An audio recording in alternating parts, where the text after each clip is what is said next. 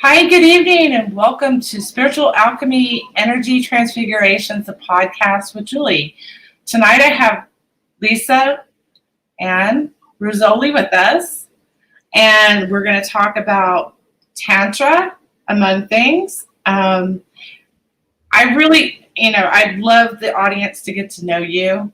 You do a lot of different things. You have a really interesting background, and you do interesting things. And well, thank you. Thank you for being here. Could you just tell us a little, give us an overview of who you are and what you do? A big overview. So I am Lisa Rizzoli. Thank you so much, Julie, for asking me to be on the podcast tonight. I'm so excited to be here.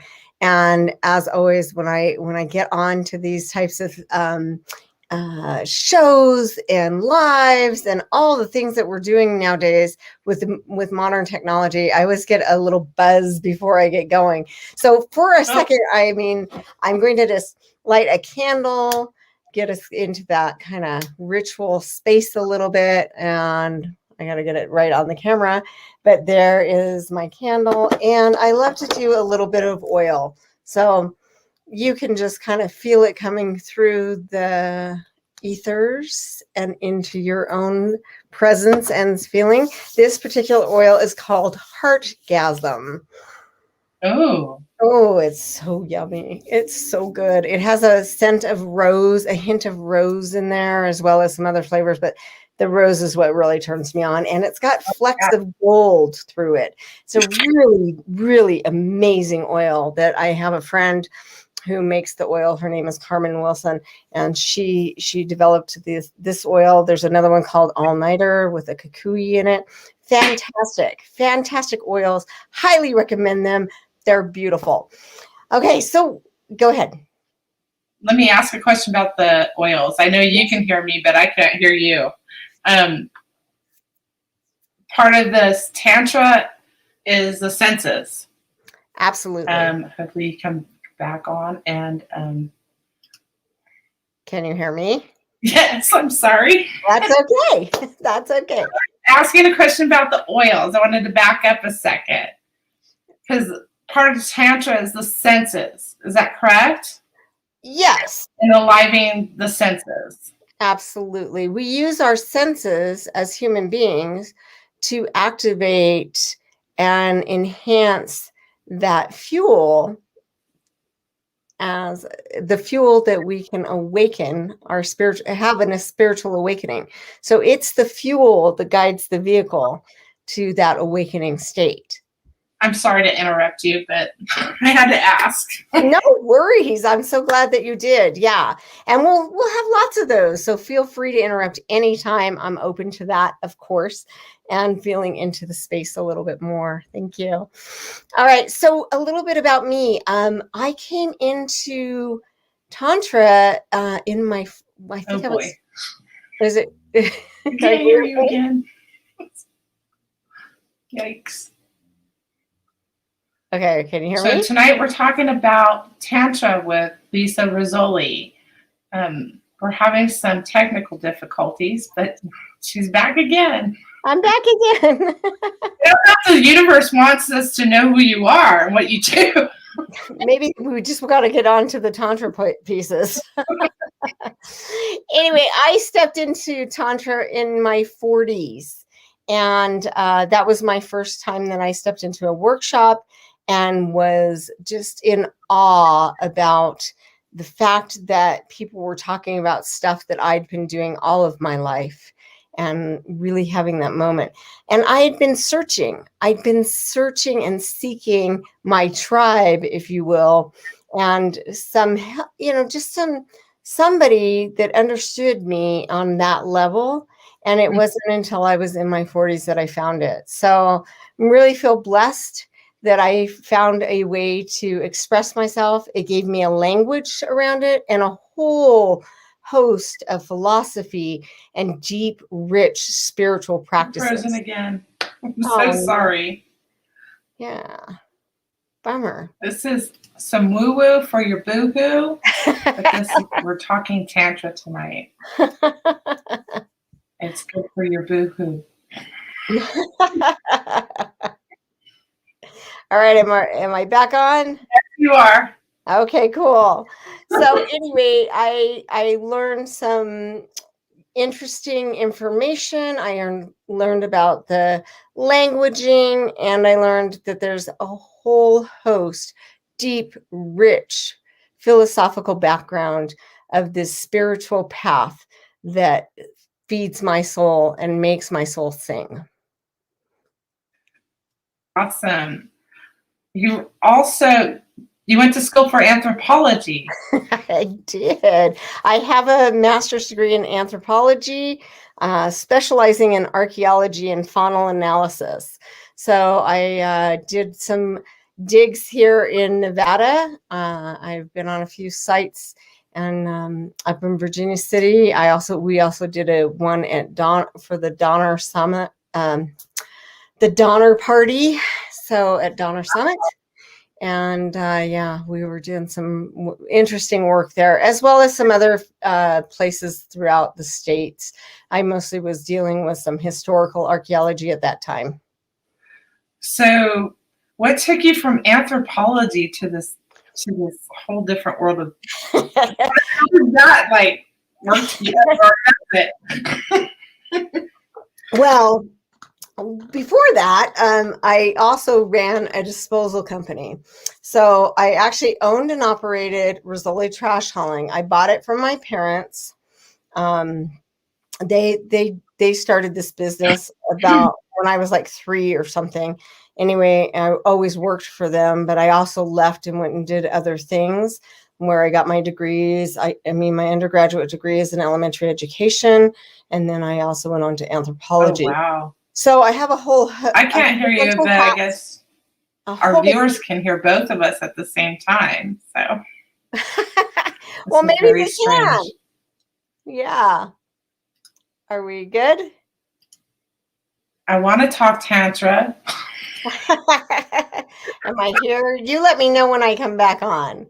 You're on. Okay, great. So anyway, I owned the disposal company, and I took it over from my parents. I bought them out, and then I ran that business for however long I did before I sold it. So once I sold the business, then I was also in a different place of like, who am I? My kids were almost out of the house by then. They were growing up, all the things. And I was like, who is Lisa? And so I went into the dance world because I love dance. I've always loved dance. So I had this degree in education. I didn't want to teach. I taught my kids. I went and got a degree in anthropology, and I was in the middle of running a disposal company. And, unfortunately, anthropologists don't make a lot of money. And I had children. I'm sorry, I can't hear you. Oh, no. You're back. I'm back. Okay. So and unfortunately, anthropologists don't make a lot of money. So, and I had kids to feed and take care of and do the things. So my business, Rizzoli trash hauling, was really what was going to sustain my family. So I stuck with that. But I did these digs here and there. I'd take off and go do things because that was my passion. So once the company was gone, I went into the dance world. And so I started pole dancing.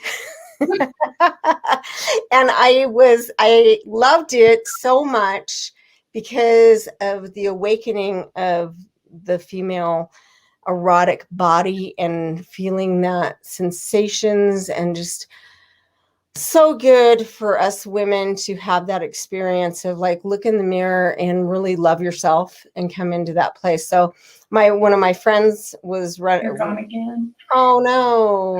Okay. I can't hear you. I'm here. Tell me when I'm back. Lisa Rizzoli, we're talking Tantra, or we're trying to. Yeah, Keep getting interrupted. It's Mercury retrograde. Am I here? Yes. Okay, great. Mercury retrograde. Anyway, so I started pole dancing, and I started teaching pole dancing. And then I also did some other dances, burlesque. Here I am in my 40s, dancing burlesque for the first time. I was teaching pole dance, and if you want a really solid workout, do pole dancing. There's no other workout like pole dance. And then I stepped into also hula hooping, and I had a little hoop business that I taught people how to hoop, and I made hoops, and I did all these things. And then one day I walked into a Tantra workshop, and that's how I got into the whole thing of Tantra. So that's the little evolutionary path of how I got here. And then I just love it. It's the spiritual path that I've been looking for and searching for all these years. I'm gone again. I want to get to the good stuff and keep going away. Get to the good stuff. Let's get to the good stuff. This candle. I'm so sorry, audience, if you cannot see both of us and hear both of us at the same time. Are we here? Yes. Okay, good. Good. So that's how the evolution of how I got to the Tantra path and how I am here and present with this spiritual path that I've been always searching for, and having the aha moments here in the spiritual realms is a whole different ballgame in my life. Okay, let's go into Tantra. Okay, let's do it. Can you give us like a history on it to begin with? I think that's a good place to start as far as the history of Tantra. The history dates back several thousand years, and we're talking early Indus Valley. So that's really where we are first seeing clues of Tantra peeking into the text, the ancient text. So Tantra really was developed for the household. Oh no. Am I back? Please. Am I back? Can we just have a solid podcast tonight? You have to tell me when I come back on. I'll keep talking until I come back. So am I here? I'm like praying that yes, you're here. Oh my gosh, this is so crazy. Am I there? Yes, you're here. You're here. Okay. I can hear you. Okay, so the Tantra, what was established for the everyday person, for the householder, because what was happening, especially in those times where you had these spiritual gurus or monks, if you will, who would go away and meditate for hours and hours and hours in caves, months, whatever, and come back and teach the people. And so, but the people wanted to have something for themselves. Tantra takes you into a place where everything is spiritual. So this whole existence of being alive, being human. You're gone again. Oh no. I'm back. Okay. Everyday experiences really are spiritual in nature. Can we be aware of that and recognize the spirit in everything that we do and everything that happens around us? So recognizing ourselves, our true nature of ourselves, and tapping into this space. So that's basically kind of how it came about. There's a lot of information out there because it's been going on for a long time. And throughout history, so it started in the Indus Valley, spreads through India, and even goes into Tibet and some Buddhist camps. So there is Tibetan Buddhist Tantra as well, which is something that I also study a little bit about, because it's so big. It's so big that I say I just study a little bit. You're gone again. Oh no. Oh, I want you here. I'm here. I'm here. I'm here. Okay. We keep getting glitches here. Uh-oh. Okay, you're back. All right. Fantastic. So anyway, it's been, it spreads out and it moves through different cultures. So when it was in Tibet, Westerners were coming in and got exposed to some of these tantric practices, and they brought it back into the Western world. So we see it coming into England. We also see it coming into the United States. Basically, early 1900s, it came into the US. And so my master teacher, Charles Muir, is the founder of Source School of Tantra, who is, I also taught with them for several years. I teach their level 2 teacher training certification program. So that is another piece of it. Charles really brought Tantra into the into the US more and more. And there's other teachers I as am not well. going to touch anything on my computer anymore. What's that? Come on, internet gods, please. This is solid connection. That's all I ask. For an hour. Oh my gosh. You're gone. Let me know when I'm back. Let me know when I'm back. I am back? You're back. Okay, good. Yeah, you're going to have to keep letting me know when I come back in and just I'm sorry. I'm really sorry. It's a little hard to keep that flow going, but the challenge will just make us all the better. Okay. We're overcoming our obstacles here. That's right. Ganesh is here. Ganesh is with us and bringing us some obstacles, and it's all good. I'm not touching a thing. Okay. Awesome. Awesome. So, from the history and your experience, tell us, like, what it all involves. How do you start teaching someone Tantra? Well, in the Western world, you got frozen. Oh, no. You look scared. This is a good part. We don't want to be frozen during this. We don't want to be frozen here. I think I might go back out and come back in. Okay. You're back. Okay. So what we do in the West to hook people, what is the hook around Tantra? And especially what most people have associated especially in the US, in the Western world, is sex, right? Sacred sexuality is what comes up. So this new wave of what people are calling neo-Tantra deals with the sacred sexuality. I believe that it's all just Tantra, because Tantra is everything, right? Tantra is the full body experience, which includes sex. If we didn't have sex, we wouldn't be here. So but sex also has taken on a whole life of itself. So there's a lot of shame and guilt and traumas and dramas around sexuality, around sex, around this really amazing part of the human experience. I'm gone again. It was just getting really interesting. It was getting really good. It still is good. Okay, am I back? I don't know. We're talking to Lisa Rizzoli. You're back. Okay, cool. So I was saying about the sexuality, that this is a really important part of us as human beings. And somehow there's this crazy thing that happened, that sex is bad, sex shouldn't be this, sex shouldn't be that. And there's this stigma on sexuality.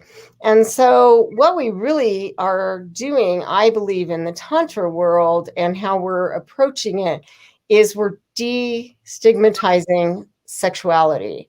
And we're taking the ickiness of sexuality away and making it something that's beautiful, and remembering that it's sacred. Sexuality is sacred. We're using creative life force energy, which is our sexual energy, to enhance our experiences on this planet and to explore and expand our conscious awareness. You're gone. Come back. Oh, no. Okay, I'm leaving. Okay.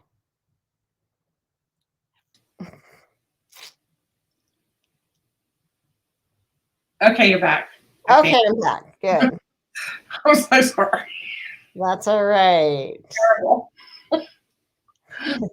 Okay. So, we were really getting into it. We were. I think we need to send some sexual energy to this connection. Okay, we'll do it. Let's open it up. Okay. So it's not just about sex. It's about No, lifestyle. it's not about just about sex, but we need to address the sexual pieces because that's what everybody's curious about. That's what people want more than anything else, is they really want the sexual pieces. How do I be a master lover? How do I use my sexual energy? Oh man. Okay, are we there? Are we back? It's making me crazy. Yeah. I'm gonna try to. I'm not doing this anymore.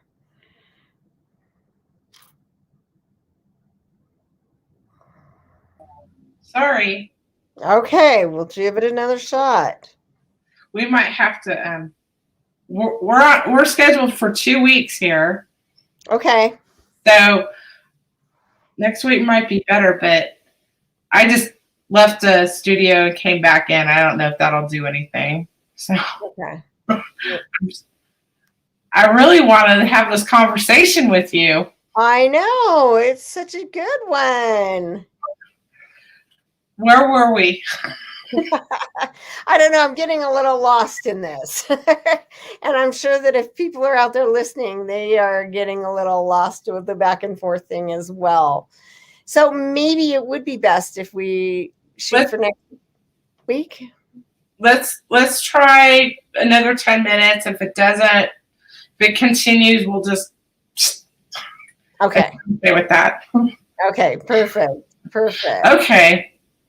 I guess that gave us our answer right there. We're going to have to end the show, and we will continue our conversation next Wednesday, 7 p.m. Pacific Standard Time. We're going to try this next week. Because he just went away again. Oh, my goodness. Okay. I want to thank our viewers that tried to watch us tonight. Catch us next week, Wednesday, 7 p.m. And I want to thank Lisa for staying with me or trying to stay with me. This is Woo Woo for your Boohoo. Please subscribe to Spiritual Alchemy Energy Transfigurations, the podcast on YouTube, and follow on Facebook. Thank you and good night. Good night. Okay, we're going to end broad.